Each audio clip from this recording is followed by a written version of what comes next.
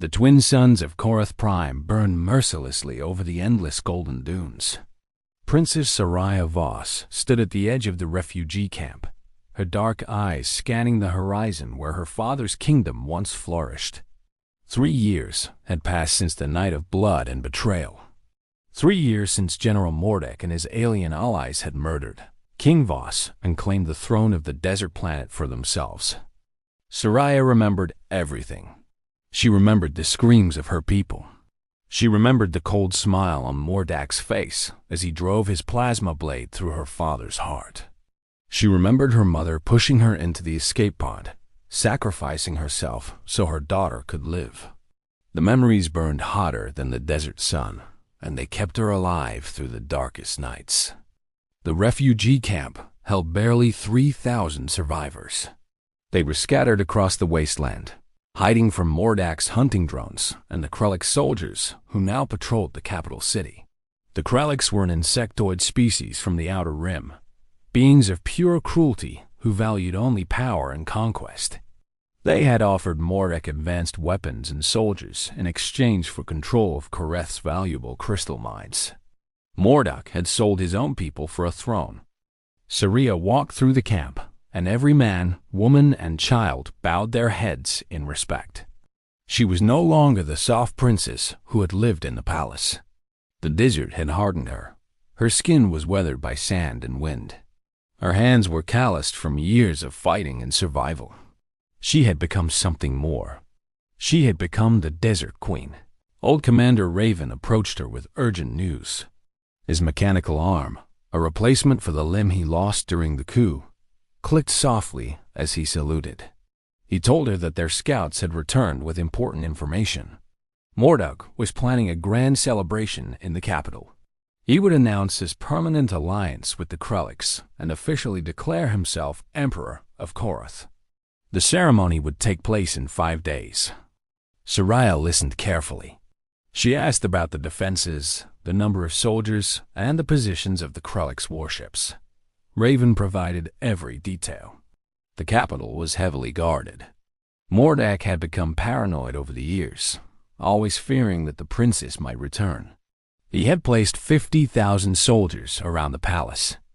The Krellics had stationed 3 battlecruisers in orbit, ready to rain fire upon any rebellion. The odds were impossible. Anyone else would have surrendered to despair. But Soraya was human, and humans did not understand the meaning of impossible. She had spent 3 years preparing for this moment. She had gathered allies from across the galaxy. She had trained her people in the ancient ways of desert warfare. She had discovered secrets that Mordek never knew existed. She called a council meeting that night. Around the flickering holographic fire, her most trusted warriors gathered. There was Raven, the old commander who had served her father faithfully. There was Kira, a young woman who had lost her entire family to the Krellics and now commanded the scout division. There was Tarek, a massive man who led the fighter pilots. And there was Zara, a former slave who had escaped from the Krellic ships and knew their weaknesses better than anyone. Soraya explained her plan. They could not defeat Mordek with brute force. They would need to be clever. They would need to strike from the shadows and turn his own arrogance against him.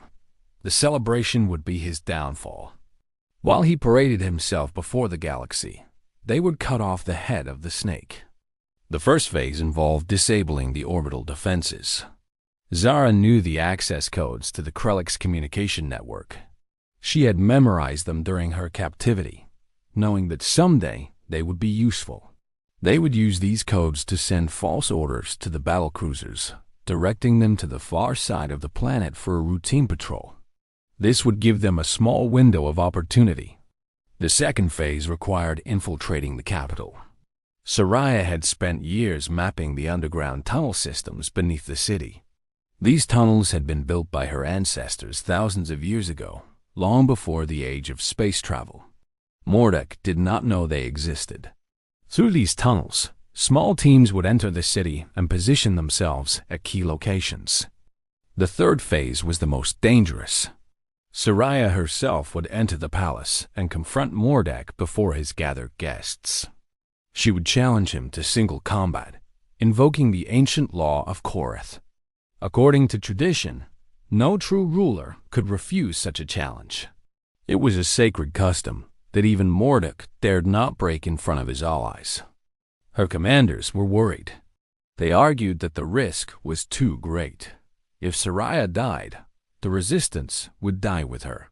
But she silenced their concerns with a simple truth. She was not just fighting for herself. She was fighting for every soul that Morgok had crushed under his heel.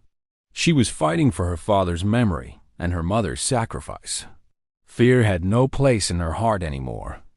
The next 5 days passed in a blur of preparation. Weapons were checked and rechecked. Soldiers practiced their movements until every step was perfect. Messages were sent to allied planets, informing them of the coming battle. Some responded with promises of support. Others remained silent, too afraid to oppose the Krelix Empire. On the night before the attack, Soraya walked alone into the desert. She climbed the tallest dune and looked up at the stars. Somewhere among those distant lights was Earth, the original home of humanity. Her ancestors had left that world centuries ago, spreading across the galaxy like seeds in the cosmic wind. They had faced countless challenges and countless enemies. They had always survived. She whispered a prayer to those ancestors, asking for their strength and guidance. The desert wind answered with a gentle caress, as if the spirits of the past were reaching out to comfort her. She knew then that she was ready. Tomorrow, she would reclaim her throne or die trying. The day of the celebration arrived with an oppressive heat that made even the Krelix soldiers uncomfortable. Mordok sat upon his stolen throne, dressed in ridiculous golden robes that made him look more like a clown than a king. The throne room was filled with dignitaries from a dozen worlds, all eager to witness the birth of a new empire. At precisely noon, the lights in the palace flickered. Mordek sat up straight, his eyes darting nervously. His security chief rushed in with alarming news. The Krelix battlecruisers had moved out of position. Communication with them had been lost. Something was wrong. Before Mordek could react, the great doors of the throne room burst open. A lone figure walked through the smoke and dust, her silhouette sharp against the bright desert light behind her. She was dressed in the traditional armor of the Desert Kings, a suit that had belonged to her father and his father before him. In her hand, she carried a blade forged from the crystals of Korath, glowing with an inner fire. Soraya's voice echoed through the hall as she announced her return. She named herself the daughter of King Voss, the rightful ruler of Karth Prime. She called Mordek a murderer, a traitor, and a coward. She invoked the ancient law and challenged him to single combat for the throne. The guests gasped in shock. The Krelix commander hissed in anger and ordered his soldiers to kill her. But Mordek raised his hand, stopping them. His pride would not allow him to appear weak before his allies. He accepted the challenge with a confident smile, believing that he could easily defeat a woman half his size. They met in the center of the throne room, weapons drawn. The Krelix soldiers formed a circle around them, their weapons ready in case their master needed assistance. But Mordek waved them away. He wanted to do this himself. He wanted to prove his strength to the galaxy. The fight began slowly. Mordek attacked with powerful strikes, using his superior size and experience. Soraya dodged and weaved, studying his movements. She was patient. She had learned patience in the desert, where rushing meant death. She waited for the perfect moment. Mordek grew frustrated by her evasion.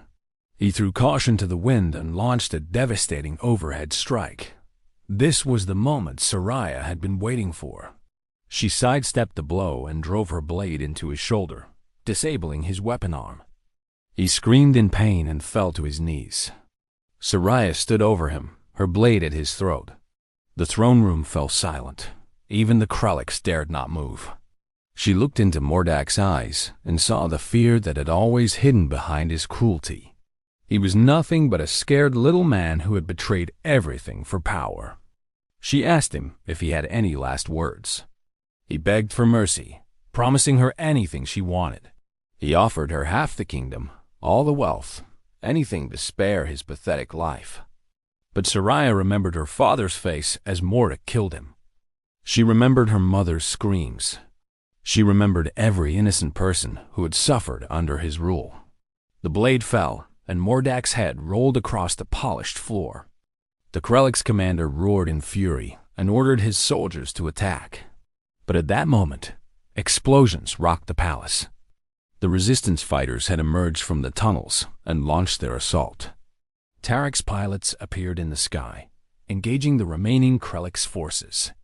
Allied ships from friendly planets dropped out of hyperspace, blocking any chance of retreat. The battle for Korath Prime had begun, but its outcome was already decided. The people rose up against their oppressors. Slaves broke their chains and joined the fight. Soldiers who had been forced to serve Mordek threw down their weapons and surrendered. Within hours, the capital was liberated. Soraya stood on the balcony of her father's palace, watching the sun set over her reclaimed kingdom.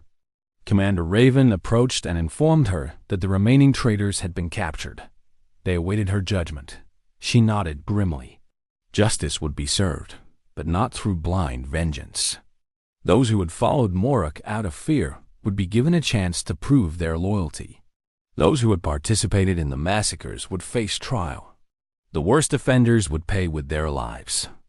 The galaxy watched in amazement as a young human woman accomplished what seemed impossible. She had taken back her throne with courage, intelligence, and unbreakable will. The Krellick's empire, humiliated by their defeat, withdrew from that sector of space entirely. Other species began to look at humans with new respect. Saria was crowned Queen of Korath Prime under the light of the twin suns. She vowed to rebuild her world and create a kingdom where justice and compassion ruled. She would never forget the lessons of the desert. Survival required strength, but true power came from the hearts of the people. The Desert Queen had claimed her father's throne. The traitors had paid with their lives, and a new era had begun.